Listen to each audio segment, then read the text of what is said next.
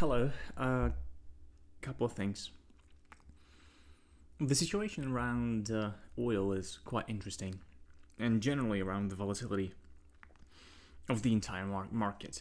If you look at commodity related stuff like XLE, CCJ, uranium related, gold related, copper related, essentially anything steel related stuff, all of the commodity complex have elevated volatility. Essentially the entire commodity complex has elevated volatility, and not only commodity complex but defense stocks. All 80-85% of all of the things that we are observing on a daily basis have incredibly elevated volatility. And even after earnings, when earnings come out, volatility doesn't drop, which is very surprising. Mainly it started when we had this blowout in gold and silver. This thing blew out in volatility pretty significantly. But that was expected and natural. But I believe that what we have this sticky volatility generally is mainly because of this fear around invasion of Iran or war with Iran to some extent. And the sticky volatility is likely to persist, but when it unwounds, it's going to be pretty interesting on the upside. It's going to be pretty interesting on the upside for gold, on the upside for some of the stocks. And the problem is, obviously, is it going to unwind in a normal and orderly fashion? I don't know. The situation seems to be quite interesting in around Iran and what they want to do, and it's seems to be very unlikely to settle unless we get some meaningful, even short-term escalation like we had last time. You don't just bring that force around. It's not cheap to maintain this level of readiness and to collect so much forces in one place. It's going to be interesting how they will play this. For certain, the trade talks or just peace talks or any talks with Iran is any negotiations not going to bear fruit at all. Like, you don't negotiate with dictators; they don't care. So it's kind of interesting how it's all going to play out. This elevated volatility, you really want to short this? We really want to short this. We're very cautious about this. We much rather wait for the initial drop and then start putting on something interesting. So the oil, the OVX, first of all, textbook break in trend in oil, this move higher. Then a break in trade, which you always buy. This first fall in volatility, you always buy. Same thing. This fall in volatility was perpetuated by this consolidationary period in oil. And now oil is positive trend, positive trade. Obviously, as I've said a couple of days before, that you want to be buying this low end of the range. And right now we are taking the cycle high right here, and you want to be cautiously selling. You don't want to be putting longs in here. You want to be putting longs at 65, 64. If that is, you think this is going to continue. OVX as well at the top end. And vol is likely to compress a little bit unless we really get something interesting, really get some movement going on the weekends or any day. Volatility is likely to react sharply from this high and consolidate and fall and consolidate. This will bring oil lower, will consolidate a little bit more. It's something like that, essentially. Move higher, and then a couple of days of consolidation. And if we're going to get this, then we're going to get this. If we're not going to get this, then, it's going to be interesting how it's going to play out. Bitcoin, positive trade currently, creation of this trade high-low, and but nothing else, honestly, to say. I don't want to be long Bitcoin in any way, shape, or form here. Dixie is euro. Let's talk about euro. Yeah, we've put on the euro longs right here, with the expectation of a creation of a trend higher low, which it was, and still is. And right now we are testing this. A very important moment. Honestly, the last bastion. If we do break this, it's kind of very surprising to me. This sudden strength in dollar, sudden, out of nowhere, literally. If you think dollar should be correlated to rates, okay, but rates clearly broke lower. So on a trade basis, dollar is negatively correlated with the short end of the yield curve. So we are pricing in more cuts more rapidly, dollar going higher. Oh, meaning, yeah, dollar going higher. We are pricing out the cuts, dollar strengthening. I honestly don't know. That's kind of surprising to me for the time being. I do not understand this behavior. In Dixie, maybe it's some sort of a temporarily hedging due to this escalation, due to this oil move higher, due to this potential threat. Maybe this is flight to safety, but we haven't seen dollar function as a flight to safety mechanism for a pretty long time. So it's really hard to connect these dots around here. But it wouldn't surprise me if we do get some sort of a unwound with this war tensions, and dollar will snap back lower and euro snap back higher. Maybe, I don't know, we shall see. But we're testing trend now, and we'll see how that is going to play out. We're going to give it time. It's going to take time to play out, certainly. Yeah, it's kind of interesting. I don't know. With that behavior in rates, with that break in 30-year, 10-year, you would expect dollar to be meaningfully weaker. But obviously, dollar is simply not correlated to anything right now on a trade basis. So nothing to say here. Yeah, but we're still holding this position in unrealized loss, and just waiting for it to do something, essentially. JPY, we're gonna wait. Since this is a trend level, we are gonna be waiting for the close. We have to break this on a trend basis, meaning we have to close decisively higher. So this is still short. This is still a short, undeniably still a short. Euro is still undeniably a long. CHF is still undeniably a long. So yeah, nothing much changed. Just testing trend, which is kind of something that usually happens. OVX talked about this snapback consolidation here. This is where you short volatility. You definitely don't want to be short volatility right now, but this is where you would expect vol to snap back from this type of movement into the all-time high, into the cycle high. On vol, this is why this movement is going to be perpetuated. Most likely we're going to consolidate here for a while, unless something really happens, and wait for something to happen.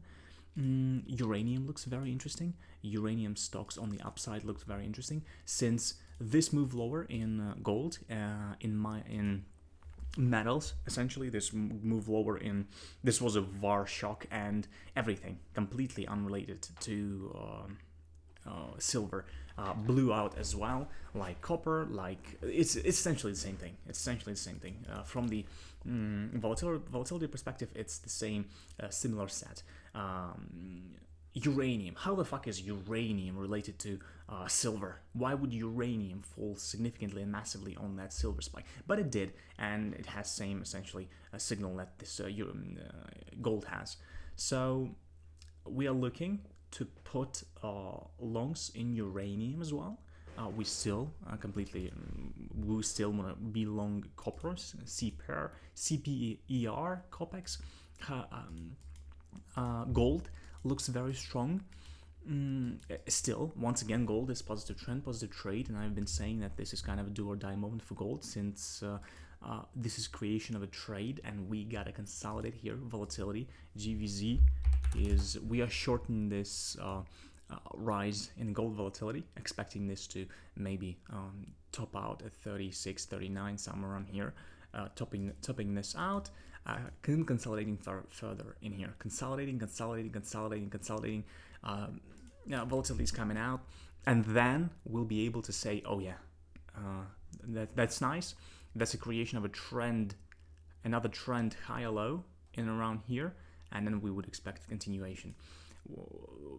Yeah, the same thing in uranium and uranium stocks. They are very interesting on the upside. They're very strong. CCJ is rather strong and interesting on the upside. Wait, let me look at rig for a second.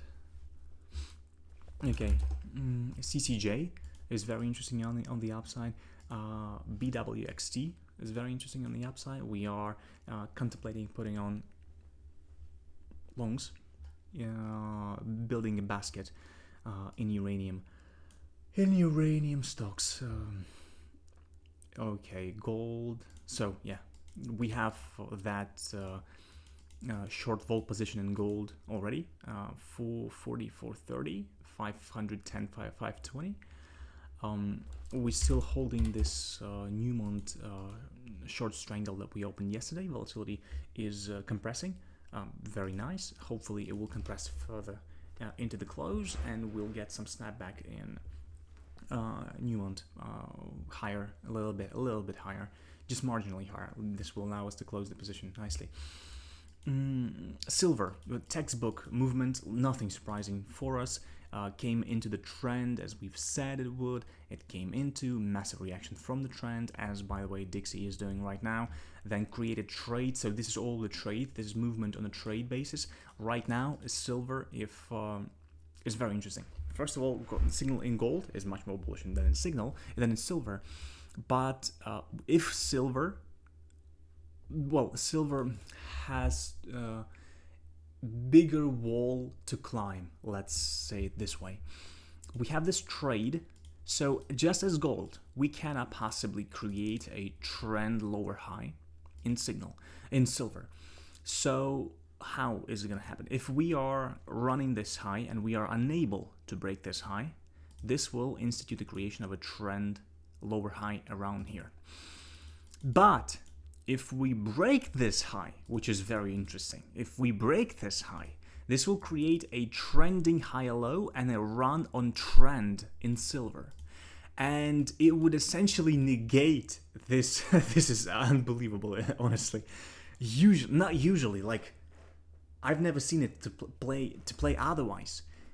100% of the time, this type of blowout in vol, in price, leads to the end of the cycle entirely. Like GG, you topping out for years to come. Years. But if we break this, well, it's not necessarily says that we are going into the all-time high and ripping into 200. No. It says that silver is positive trend, positive trade. But usually how that happens, usually 100% of the time how we studied this, after these types of movements, you have a rather quick snapback, and then essentially the cluster of price that we see happening here, it happens here but reversed. We break trend, and this is it. And the end of the cycle is coming. But this is rather different. This is super different. So we shall see how it's gonna play. How it's gonna be playing out here. It's wow. It's relative strength in these things is very surprising to me. Oh, okay. Let me check the SLV vol for a second, real quick. Yeah, vol SLV is rising as well, naturally. No, yeah. US 2. So you wanna be selling puts on this, selling puts on this, selling puts on this. Vol is still quite elevated, but once again, this snapback. If you look at the GVZ, this is the. It happens everywhere right now. This snapback in vol, I would be start shorting this somewhere around here. US 2-year yield, we are clustering nothing. To be honest, all of this data which is coming out, the GDP, the inflation, next inflation print is likely going to be flat, sequentially flat to up a little bit. It doesn't matter. It literally doesn't matter because the Powell is leaving office on May 15th, and the new guy comes in, and it's very likely that he is actually going to take the seat. And I do believe it's very likely that Powell is not going to stay on the board. He's going to leave as well, and that's it. And it leaves gives Warsh and gives Trump ability to dictate completely. Essentially, the Fed independence is gone entirely, completely gone. There is no Fed independence at that moment. So it just doesn't matter what the economic data is coming out right now, because the guy is gonna come in and he will once again reshape and what's the word I'm looking for? Re-envision, I suppose, how Fed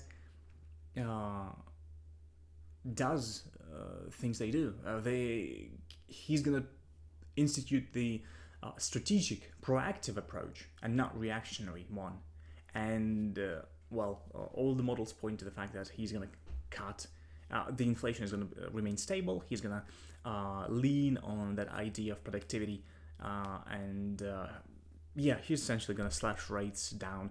He will introduce certainty, and I do believe he will come in and explicitly say, okay, we are looking at 3% by the end of the year, something like that. So this is our path. The path is going to be like 275, 3 by the end of this year, 2.5 by the end of like June next year, or something like that. So he will introduce the path and explain to market that this is a new way of doing things. And 2-year yield is coming down. It is coming down. It's just clustering, waiting. You want to be selling this, and yeah, that's the idea here. It's very interesting and incredibly. This is a big catalyst. Coming in, just like the tariffs last year were a big catalyst. What's he gonna do with Fed balance sheet? How he wants to play this Fed balance sheet dynamic? If he wants, he's gonna come in and announce that he's gonna cut $2 trillion or $1 trillion by the end of the year. It's gonna be 2019, like in a heartbeat. It's gonna be very fast moves lower in everywhere, essentially every fucking where.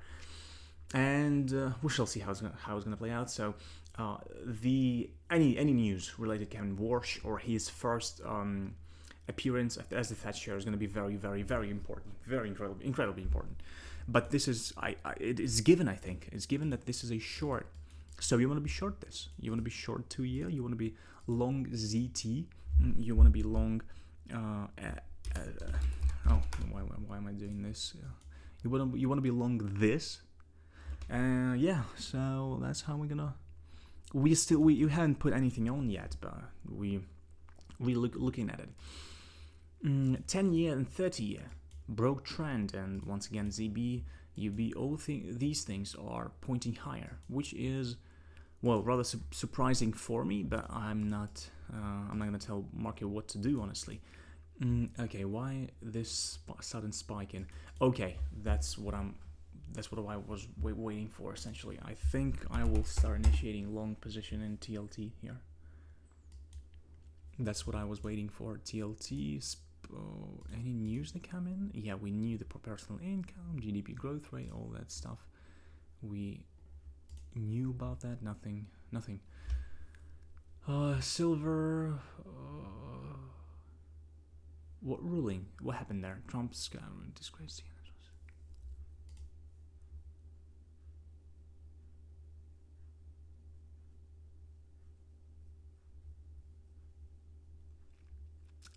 Some ruling came in. Give me a moment.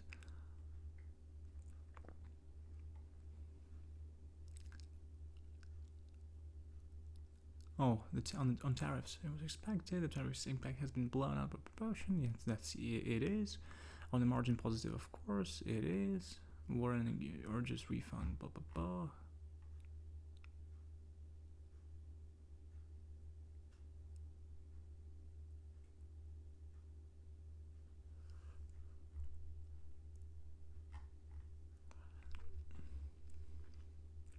Okay, let's. I'm gonna be selling this. I'm gonna be selling puts on TLT. I don't see how I can do any other way. By the way, XHB is much more interesting on the upside. XLU, XLRE, all of these things, or to play it via TLT. I'm gonna think about this for a moment. All right, that's it. Apple, yeah. yeah, I think that's all that I wanted to talk about here. IWM, we have put sold on IWM. How did IWM react to this? Not much movement. Fair enough. Apple, Nvidia earnings coming up on next week. Yeah, so yeah, that's what I wanted to talk about. So we are looking to put longs mainly on CCJ and BWXT and anything uranium related, and to look how this sticky volatility is gonna play out ultimately.